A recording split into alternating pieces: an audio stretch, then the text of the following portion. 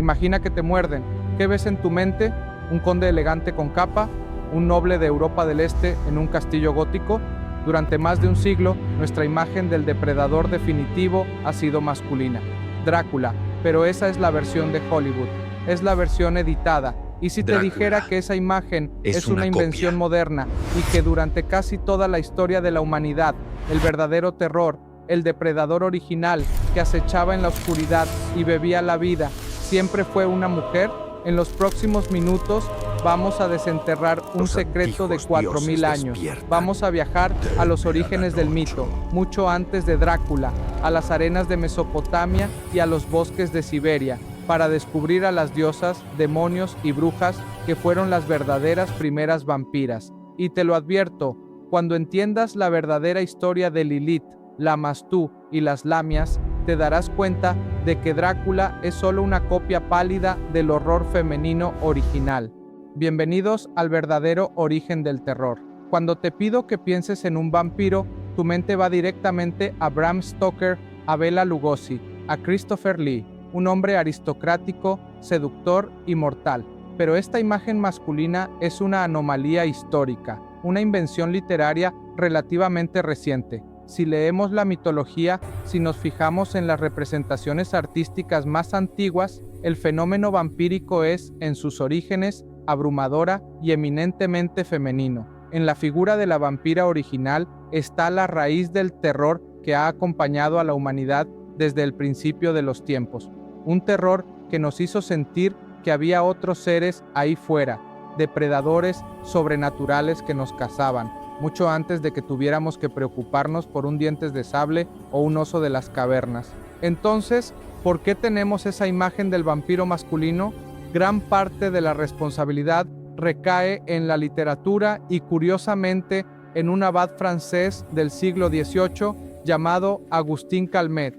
Él escribió el primer tratado de upirología, la ciencia que estudia a los upires o vampiros. La palabra upir, por cierto, es fascinante. En ruso significa vampiro, pero en un idioma túrquico significa bruja. La conexión siempre ha estado ahí, pero Calmet, influenciado por los informes de epidemias de pánico en Europa del Este, describió al vampiro no como un ser seductor, sino como algo parecido a un zombi moderno, un cadáver reanimado, maloliente, hinchado y torpe, que salía de su tumba para atormentar a su familia. Era un horror rústico y físico. Sin embargo, milenios antes de que Calmet escribiera su tratado, las vampiras ya dominaban la noche. Y para encontrarlas, tenemos que ir al inicio de todo, a la cuna de la civilización, Mesopotamia, hace más de 4000 años. Aquí, entre el Tigris y el Éufrates, en las antiguas Babilonia y Sumeria, encontramos a los primeros espíritus depredadores femeninos, seres como las Lilitu o la aterradora Lamastú. Lamastú era la madre de los monstruos, una diosa demonio con cabeza de leona, dientes de burro y garras de ave rapaz. Era el terror de las mujeres embarazadas y los recién nacidos. Se decía que se colaba en las casas por la noche para arrebatar a los bebés de sus cunas y beber su sangre o roer sus huesos. Era tan horrible, tan poderosa, que para combatirla no se usaban amuletos comunes. Se necesitaba la protección de otro demonio igual de poderoso, Pazuzu. Sí, el mismo demonio de la película El Exorcista.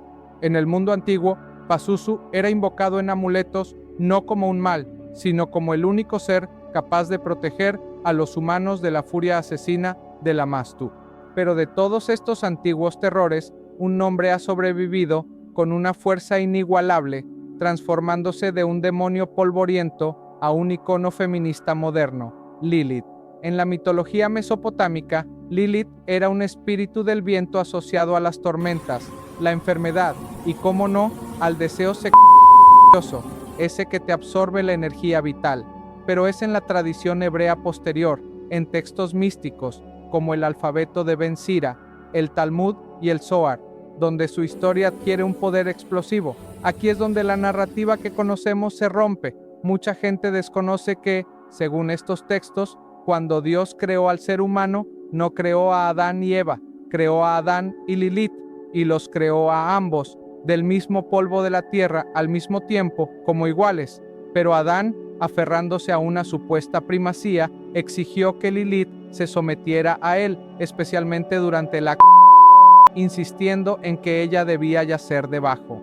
Lilith, consciente de su creación igualitaria, se negó. Pronunció la frase que se convertiría en su manifiesto: ¿por qué debo yacer debajo de ti?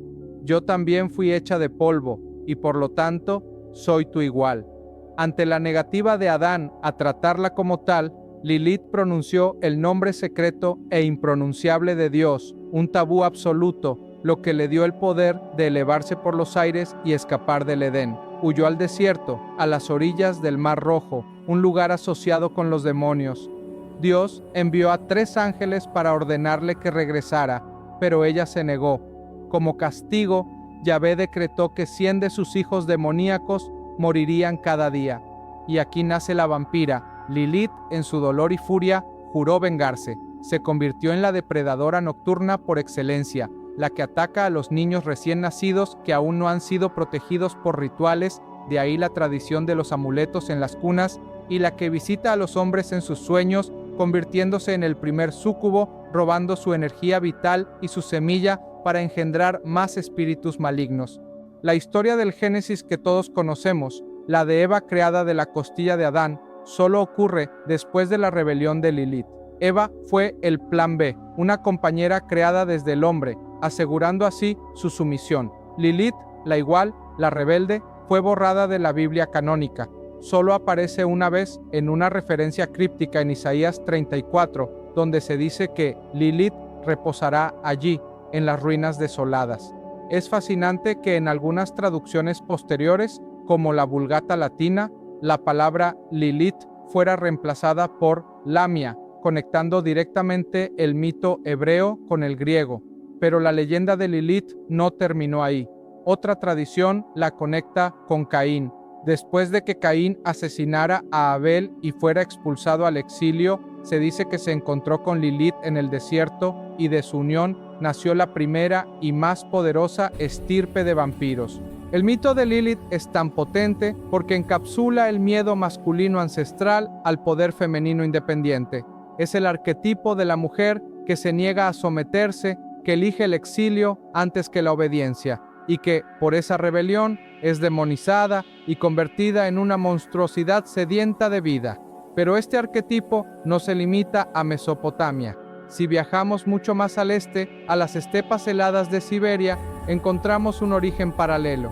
En las tradiciones chamánicas más antiguas de Rusia y Siberia, la sangre era vista como el vehículo del alma, el puente entre el mundo de los vivos y el de los muertos.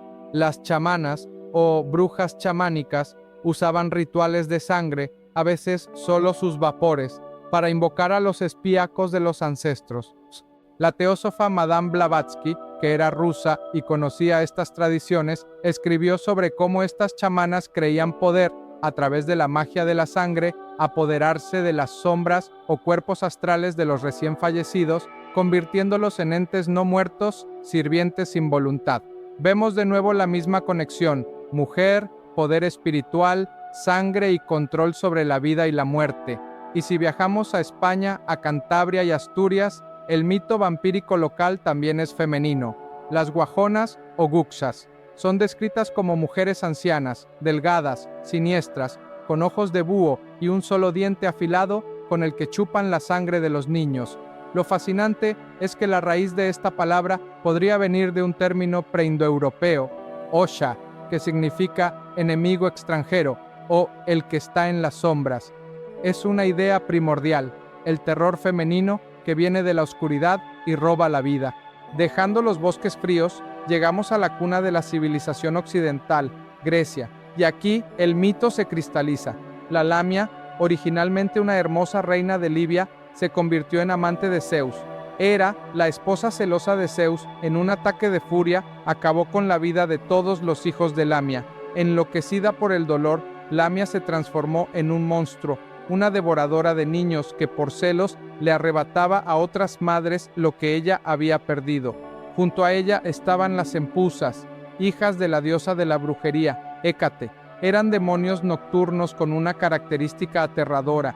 eran cambiaformas. Podían aparecer como una vaca, una perra o, más peligrosamente, como una mujer de belleza deslumbrante. Seducían a los hombres jóvenes, viajeros solitarios, y una vez que los tenían en su poder, les bebían la sangre y devoraban su carne. En la figura de la empusa vemos la fusión de los dos miedos principales, el terror a ser devorado y el terror a la seducción femenina, la belleza como trampa mortal. Y con el tiempo, estos mitos evolucionaron. En la Edad Media, con el auge del cristianismo, la empusa se transformó en el súcubo, un demonio femenino que visitaba a los hombres en sus sueños, a menudo monjes y sacerdotes, provocando pesadillas y robando su semilla para procrear una raza híbrida de demonios. El infame manual de cazadores de brujas, el Malleus Maleficarum, está obsesionado con esta idea. Como vemos, durante miles de años, el depredador nocturno, el ladrón de vida, el seductor mortal, fue abrumadoramente femenino. Era Lilith, la Mastú, la Guajona, la Lamia, la Empusa, el Súcubo. Entonces, ¿cuándo cambió esto? ¿Cuándo se volvió masculino el mito? Paradójicamente, en el mismo momento en que la ciencia intentaba acabar con él. En el siglo XVIII, Europa del Este sufrió una serie de epidemias vampíricas, especialmente en Serbia y Hungría. Soldados y funcionarios que regresaban de esas regiones traían consigo historias aterradoras de pueblos enteros en pánico, exhumando cadáveres que encontraban incorruptos, hinchados y con sangre en la boca, y clavándoles estacas. La Ilustración, con su fe en la razón, intentó explicar esto. Voltaire, en su diccionario filosófico, se burló de la idea, atribuyéndola a la superstición y a enfermedades como la rabia o la catalepsia, donde la gente era enterrada viva por error, pero el daño estaba hecho. Estas epidemias y los informes sensacionalistas del abad Calmet reintrodujeron al vampiro en la conciencia europea, pero esta vez como un campesino muerto, un revenant. Era un monstruo, pero masculino. Sin embargo, a la aristocracia y a los poetas del romanticismo no les interesaba un campesino sucio, necesitaban algo más elegante. Y así, en 1819, John William Polidori, el médico personal de Lord Byron, publicó El vampiro. Su protagonista, Lord Ruthven, era un aristócrata pálido, magnético, seductor y absolutamente amoral, basado de hecho en el propio Lord Byron.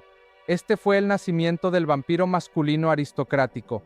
Pero el mito femenino no se rindió. En 1872, el escritor irlandés Sheridan Le Fanu publicó Carmilla. Esta novela corta es la verdadera piedra angular de la vampira moderna. Es gótica, atmosférica y profundamente transgresora. La protagonista, Carmilla, que es un anagrama de su nombre real, Mircalla, no es una campesina muerta. Es una condesa antigua, hermosa, lánguida y seductora, y su víctima no es un hombre, es otra mujer joven, Laura. La novela es una exploración apenas velada de un amor lésbico, un tabú absoluto en la Inglaterra victoriana. El mordisco de Carmilla no es en el cuello, sino en el pecho, y se describe con un lenguaje de éxtasis y pasión. El amor exige sacrificios, dice Carmilla, y no hay sacrificios sin sangre. Esta obra, con su erotismo prohibido y su elegancia mortal, influyó directamente en otro irlandés, Bram Stoker. Cuando Stoker escribió Drácula en 1897, tomó elementos de Polidori, el aristócrata, y de Le Fanu, el castillo en Estiria, la seducción, pero los consolidó en la figura masculina definitiva. Drácula era un mago negro, un conquistador, un señor feudal, y aunque en su novela aparecen 3 novias vampiras muy seductoras, el protagonista del terror era él. Pero, ¿se inspiró Stoker en alguna figura histórica real? Todos señalan a Vlad el Empalador, un príncipe rumano del siglo XV famoso por su crueldad. Pero Vlad no era un vampiro, era un déspota. Bebía vino, no sangre. Hay otra figura mucho más oscura y mucho más alineada con el mito vampírico de la sangre que Stoker también investigó, la condesa Erzsébet Báthory, la condesa sangrienta. Su historia es un capítulo aparte. A principios del siglo XVII, esta noble húngara, una de las mujeres más ricas y poderosas de Europa, fue acusada de torturar y acabar con la vida de cientos de niñas y jóvenes doncellas. Su supuesto motivo, bañarse en su sangre para preservar su propia juventud y belleza. Su caso es una mezcla de hechos horribles y propaganda política. Vivía en la remota zona de los Cárpatos, en el castillo de Chaktice.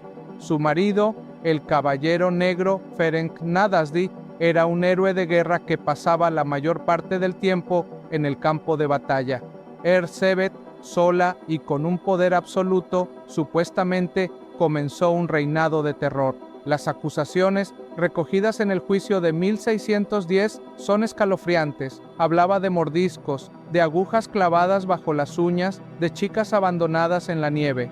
Cuando el rey de Hungría recibió quejas de que Báthory había empezado a atacar a hijas de nobles menores, las campesinas al parecer no importaban, envió a su primo, Georgi Thurzó, a investigar.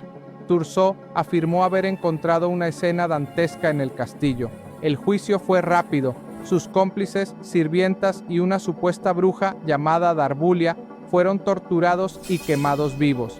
Pero Erzsébet, debido a su estatus noble, no podía ser ejecutada. Fue condenada a un destino peor. Fue emparedada viva en sus propias habitaciones en el castillo, con solo una pequeña abertura para pasarle comida. Murió allí 4 años después. ¿Fue realmente una asesina en serie, la más prolífica de la historia, o fue víctima de una conspiración política para robarle sus inmensas tierras? La verdad es turbia. Muchos de los testimonios se obtuvieron bajo tortura. El famoso diario donde supuestamente anotaba sus crímenes nunca ha sido encontrado. Pero lo que importa es el mito. La leyenda de la condesa noble que usa la sangre de vírgenes para mantenerse joven es la encarnación perfecta de la vampira. Bram Stoker tenía un libro en su biblioteca que mencionaba su caso. Es innegable que la sombra de Báthory, tanto como la de Vlad, ayudó a crear al conde Drácula.